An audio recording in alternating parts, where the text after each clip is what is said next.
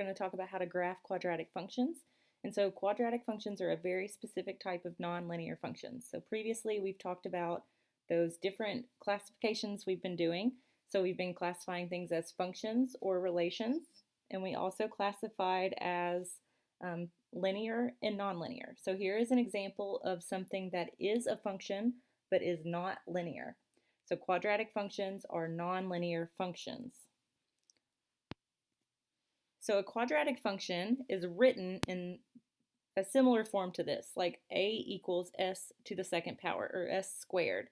The greatest power of a quadratic function, the biggest exponent you should see, is 2.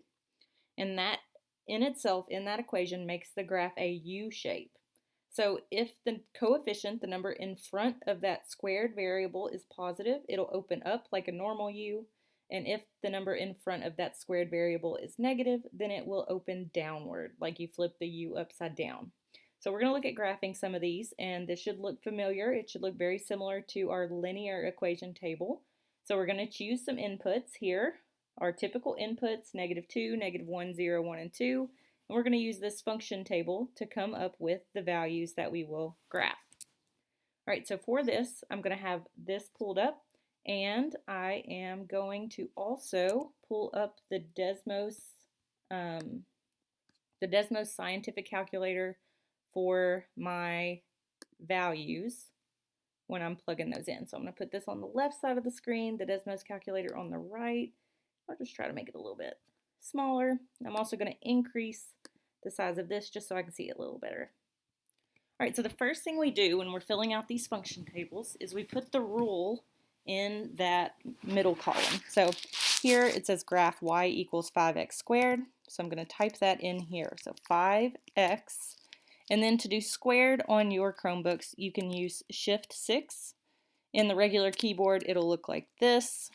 In the international keyboard, it'll actually make it an exponent, but it's important that we start to recognize that those two things are the same. So I'm going to leave mine in the regular keyboard format, and that's okay. If you type this Shift 6 keystroke into the Desmos calculator, it will automatically type it as an exponent. All right, so one important thing when we are plugging in values into an equation like this, where it has an exponent, is that we put that input into parentheses. So I'm going to start with the 5, that's my coefficient, and then whenever I plug in my value, I'm going to put that value inside of parentheses. So the -2 is my input. Then I'm going to do the exponent of 2. So here, this is like what I'm going to type into my calculator, and then I'm going to actually come over here and type it into Desmos. So 5, and then I type in the parentheses into Desmos, and I can use Shift 6 to get an exponent, or also there is this button right here that will also do an exponent for me. So it should look just like this. It should have the parentheses around the input, and the output that it gives me is 20. So the input and the output together make an ordered pair. The first ordered pair here is -2, 20. All right, next I'm going to use the input of -1. So I have 5, and then in parentheses I do the input of -1, and then I put my exponent of 2. So now that I have this typed here, I'm going to come over to my calculator and type it in just parentheses around my input, -1, and then I can use Shift 6, or I can use this exponent button to get the squared on there. All right, so with the input of -1, the output is 5, so that creates an ordered pair, -1, 5. All right, so the next value that I'm going to plug in is 0. So in parentheses, since it's my input, I put the 0, and then I square it. So now that I have this here, I'm going to come over to my calculator and type it in exactly the same way. So 5 times 0 squared, and the output there is 0. So this makes an ordered pair, 0, 0. All right, my next input is 1. So I put that +1 in there. Then I come over and I plug that into my calculator. And whenever I use the input of 1, the output is 5. So this is 1, 5 is an ordered pair. The last input that we use is positive 2. So I put that here in my middle column and plug it in. Then come over and type it into the calculator the exact same way. And I get an output of 20. So that ordered pair is 220.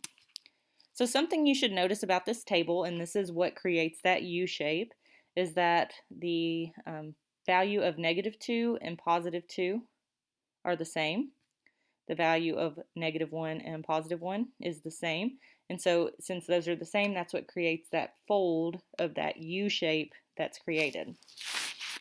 So now that we have our ordered pairs, we're going to come over and graph those ordered pairs. But I noticed that the biggest number I need is 20. So if I look at this graph and I count how many lines, this is a Y value, so I'm looking at the Y axis, the vertical. And if I count how many lines I have, 1, 2, 3, 4, 5, 6, 7, 8, 9, 10, 11, 12 lines. So I don't have enough to get to 20, so I'm going to need to change my scale. So I'm going to add a text box here, and I need to make it a little bit smaller, so let's make it like a 7, and I'm going to start counting at 20. So the line that was at 20, let me go on and put this here and then make sure that I put that in the right place. So 1, 2, 3, 4, 5, 6, 7, 8, 9, 10. So that's going to go right there because 10 times 2 is 20. And I'm going to be counting by 2s. So here's where my 20 goes. And it goes with that line that's right below it. So I understand it's a little bit hard to get exactly where you want it to be here. I'm just trying my best. All right, so now it's a little bit below where the 20 line is. So the next one would be 18. I'm just counting down by 2s until I get to 0. It's important to label your X and Y axis anytime you're counting by something other than ones. All right, so let's see. If I make this just a little bit bigger, will it make them more in line with their numbers? So there we go, it's a little better. All right, I'm going to zoom in 200% and see if I can get it better on those lines. So this is just me being picky. All right, so now that I've got those numbered, I'm going to go back to 100. And since I'm counting by something different, I also want to label my x-axis. So my x values are still counting by 1. I'm still going to count by 1s. I just want to show that this isn't counting by the same number that that y-axis is. So I just show that here I'm counting by 1s, and on my y-axis I'm counting by 2s. Now that I have that numbered, I can start plotting my points. So the first ordered pair I need to plot is -2, +20. So I'm going to start at 0, 0, and then to find -2, the x-axis is still counting by 1s. So I go over -1, -2, and then I'm going to go up to 20. Right, I'm going to plot that point. So these dots are pretty big for this small graph that we're using, but we just want to make sure that it's kind of centered over where it's supposed to be. All right, the next ordered pair I'm going to graph is -1, +5. So I start at the origin. -1 tells me to go left 1. +5 tells me to go up to 5. So 5 is going to be right in between 4 and 6. So I'm going to drop that point there. All right, my next point is 0, 0. So that is the origin. So this green point, I'm going to take it and drop it at the origin. All right, my blue point should be at +1, +5.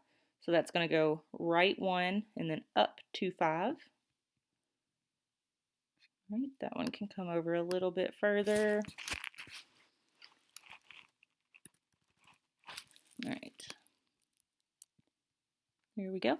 And then finally, the last point is at 220. So that's going to go over to 2 and then up to 20. So notice that since these numbers repeated in the y values, which remember it's still a function if it repeats in the y, but it creates this folded over U shape. So now I'm going to take this graph that I have here, and I'm going to try to fit it to these points that I have. So I'm going to spread it out to where it hits those two top points, and then grab the bottom of it and stretch it down so that it hits the bottom point as well. And I'm trying to hit the middle of all of those points. All right, so that looks pretty good. So this is that U-shaped graph of 5x squared. So to graph it, same process as graphing a linear equation. All right, so the next example we're going to look at is to graph y equals negative x squared. So again, I'm just using my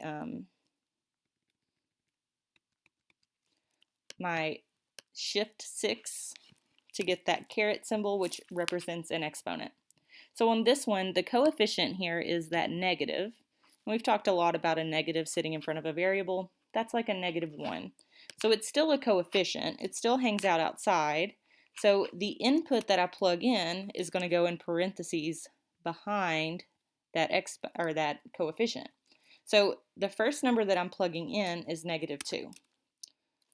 So we want to type it in and we want to plug it in just like it looked in the equation. We don't want to try to use any rules before we plug it in. So I have the negative for the coefficient and then the -2 for the input. Then I'm just going to finish off that equation. So it was squared and then -2. All right, so this is exactly what I'm going to type into my calculator over here. So I'm going to put the coefficient, the negative, out front. And then I'm going to put my input, which was -2.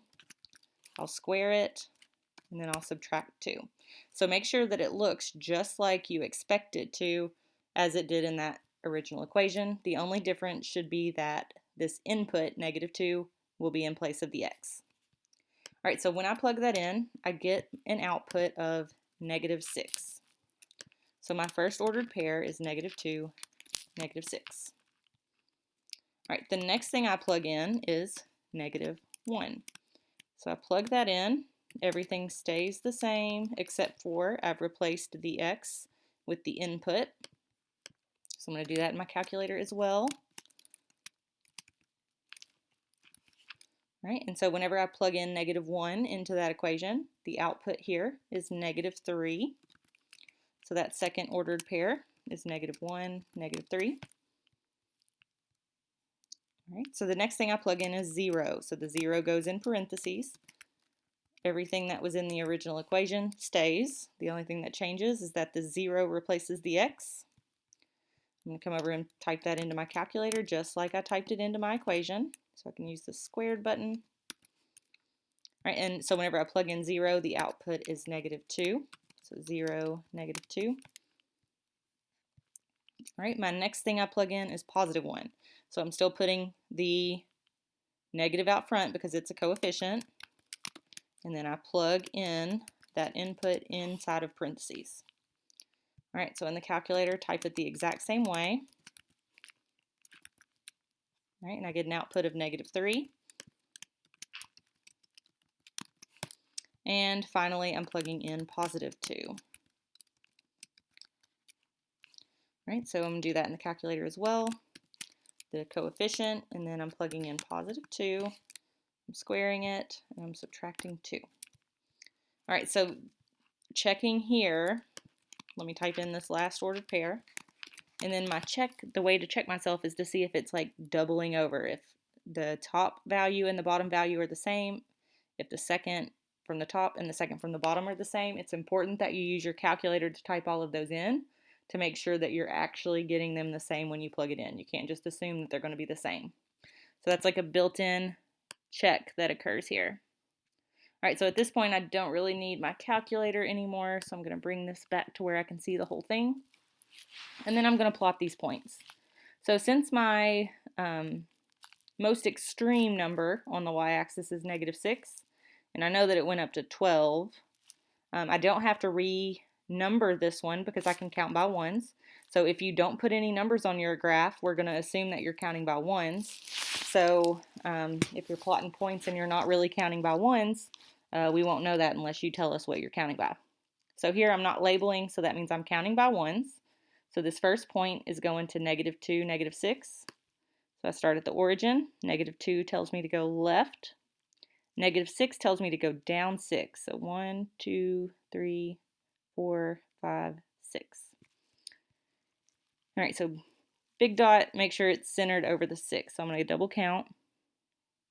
All right, and so I did go down 6. All right, the next one is -1, -3. So if I start at the origin, that says go left 1 and then down 3. 1, 2, 3. The next point is at 0, -2. So the 0 says to stay in the middle, and then -2 says to go down 2. So it's pretty close to this other point. It overlaps it a little bit, but it's okay. It's just because my dots are so big. All right, next is 1, -3. So this is going to go over to 1 and then down to -3. And finally, 2, -6. So that one's going to go over 2 to the right and then down 6. And there we have it. So notice that these are kind of in an upside down U shape. So to make this fit, we're going to have to flip it over. So what I did was I just grabbed this top corner and I drug it down so that it would flip that over. All right, so now I'm going to bring it down here and try to get it lined up. And I want to kind of spread it out so that it hits those points, but also it goes to the bottom of the graph. So I want it to go through the points, but also to cover the entire coordinate plane that we have here. All right, so with that, it kind of goes through the middle of all of those points and it makes that U shape. So the thing that made this one go upside down is this negative coefficient in front. All right, we have one more example here, and this one is a word problem. So it says the equation d equals 16.05 or 0.65 t squared describes the distance d in feet that a stone falls off a cliff during time t. We're going to graph the function and then use the graph to estimate how long it would take a stone to fall 200 feet. So the first thing is to graph it. And to graph it, we're going to make a table. Now notice in this table, we didn't start with the value -2. And that's because our input here, the number that's in the action of the equation, is t. And t stands for time. So negative numbers just don't make sense for time. So we only use our positive values here. So we start at 0 and we count our way up. Now since this graph was already made for us, you might notice that the number 4 is missing, and that's okay. We're just going to plot these points that were given to us. So in this table, our inputs have been plugged into the equation. Notice that all of the inputs are in parentheses like we did on our other examples. We also have our outputs. So the output column is not here, but the outputs are listed here as the second number in the ordered pairs. So this gives us the input from the first column and then the output, which is the result of the calculation from the table. So the first ordered pair is 0, 0, and the last ordered pair is 6, 578. So on this graph, the x-axis, or the t-axis here, is counting by ones because of those numbers that we used, 1, 2, 3, 4, 5, 6. Now, if we have to go from 0 to 578, we probably don't want to count by ones. That would take a very long time. So instead, on the y-axis here, which is represented by the letter D because of distance, it's counting by 100s. That's a pretty quick way to get from 0 to above 578. So as we plot these points, we have to consider that scale. So the first point we plot is 0, 0. So I'm going to take this dot and I'm just going to show where 0, 0 is. That's the origin. So even though it's counting by different things, that's still going to be the origin. All right, the next one is 1 and then 16. So I start out by going right to 1, but on the scale from 0 to 100, 16 is going to be pretty close to 0.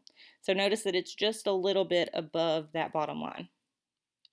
The next ordered pair is 2, 64. So 64 is closer to 100, but it's also pretty close to 50, which would be the middle. So it's going to be a little bit more than halfway. So I go over to 2, and then I go a little bit more than halfway to get 64. The next ordered pair is 3 and 145. So I go right to 3, and then 145 is going to be pretty close to the middle of 100 and 200. So I'm going to take that point just about to the middle, maybe a little bit less because 150 would be the middle. And then I'll drop that point there.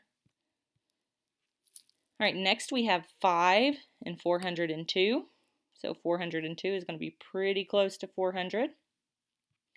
And then the last one is 6 and 578. So 578 is going to be pretty close to 600.